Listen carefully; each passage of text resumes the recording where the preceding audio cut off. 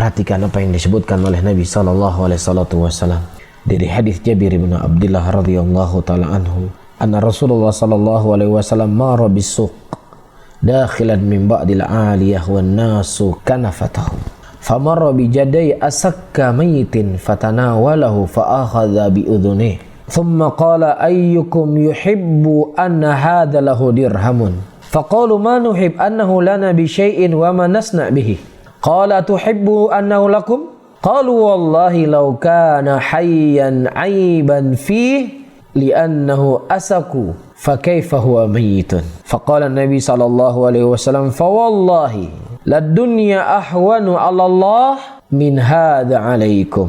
Subhanallah. Begitu hebat metode dan cara Nabi sallallahu alaihi wasallam mengajarkan para sahabatnya.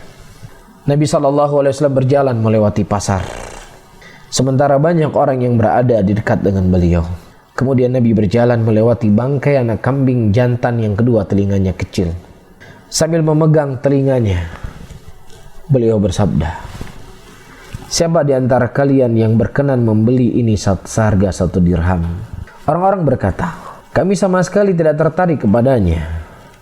Apa yang bisa kami perbuat dengannya? Bangkai, dagingnya nggak bisa dimakan, ya, kulitnya pun membuat kita kesulitan, ya, kecil. Kemudian Nabi SAW bersabda, apakah kalian mau jika ini menjadi milik kalian gratis, nggak perlu dibayar?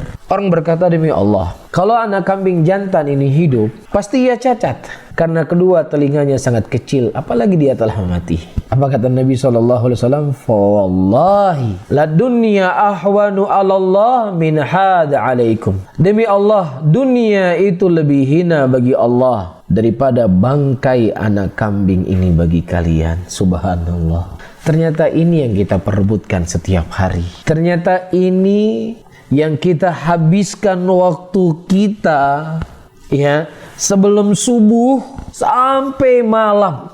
Terkadang saking sibuknya untuk mencari bangkai kambing ini, untuk makan pun kita tidak punya waktu.